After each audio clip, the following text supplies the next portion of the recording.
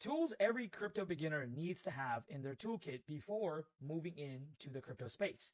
So first things first is in previous videos, we have discussed that, well, you are going to need a centralized exchange. A centralized exchange basically means that this exchange is being controlled by somebody. A decentralized exchange means that it's the exchange for the people. It has really no control of your assets. So there isn't really going to be a support system. There isn't going to be anybody that can freeze your assets. There is no control. You trade freely within the decentralized network and exchange that you are using. So something that is a decentralized exchange would be something like Uniswap. Uniswap is a decentralized exchange where people on the Ethereum network go and list their cryptocurrencies and can trade freely. So you can always go check on CoinMarketCap and say, hey, let's say I want to buy Ethereum on the decentralized exchange. Then I would go to markets and you can see, hey, well, these are the decentralized exchanges. I can go through and keep looking. And eventually you will probably find Uniswap and you will see other decentralized exchanges like PancakeSwap, which are different blockchain networks for BSC, that is Binance Smart Chain. And we'll learn more about that moving forward. But let's say you want to find something that's specifically on Uniswap. You can always go through the entire list of cryptos and find a crypto that, hey, let's say I want to buy Shiba. Well, is Shiba on Uniswap? You would keep looking through and you would see, hey, there's Shiba. It is on Uniswap and I can buy it through a decentralized exchange. Now, again, decentralized exchanges is for people who do not want to go through centralized exchanges. So you have two types of trading. You can go through a centralized exchange or you can go through a decentralized exchange. Now, there are different types of decentralized exchanges. Each decentralized exchange usually operates on different types of networks. We have Solana, we have Avalanche, we have Ethereum. Now, we'll learn more about different types of blockchain networks moving forward in the series for Crypto for Beginners, but a centralized exchange is something you're going to need. A decentralized exchange is something you're going to need.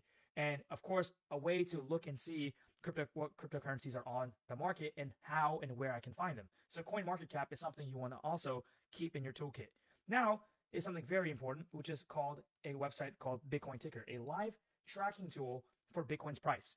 Now, people don't know this, but sometimes this price right here reflects even faster compared to the markets. So if on my screen you see this website right here, if Bitcoin crashes $400 or $500, maybe $1,000, usually it does not reflect immediately to the markets, but you always have that 10 or 15, 20-second head start before it gets actually reflected to the market and trading value of other cryptocurrencies and other pairs. This is actually something very helpful for people who are day traders like myself and scalp traders. If I see this go down $200, $300 in a minute or two, I might open a short. If I want to scalp, if I see it go up, I might want to take a long. But again, it is very risky, but this is something that can be very helpful because you can track the live price of Bitcoin. Now, something that's even more helpful is CoinGlass. This is, again, all of this stuff is free information in the crypto space. You guys can track the open interest that's happening in the market. You guys can track the funding rate that's happening in the markets. Funding rate is usually the amount of percentage people have to pay for their contracts to stay open for futures and leveraging. And you can always check the liquidation candles and heat map and to see which exchanges have the most liquidations, what percentages people are using. All of this information is very helpful because what we have seen in previous market conditions is that when more people are longing the market, there's usually a coincidental perspective where the market actually pulls back and the people who are longing the market actually get liquidated, right? And every single time, majority of the time, in my personal opinion and experience, I've noticed that when more people are longing and when more people are shorting the market usually tends to pump. When everybody thought Bitcoin was going to go to 5, 12K, we just kept pumping. When everybody thought that Bitcoin was going to go to 100K this last 2 weeks, we actually went down. So you can always see the percentage of people who are bullish, the percentage of people who are bearish, and of course you can always see how many longs and shorts are open. So all of this is very helpful information for people who are beginners to try and understand how market conditions work.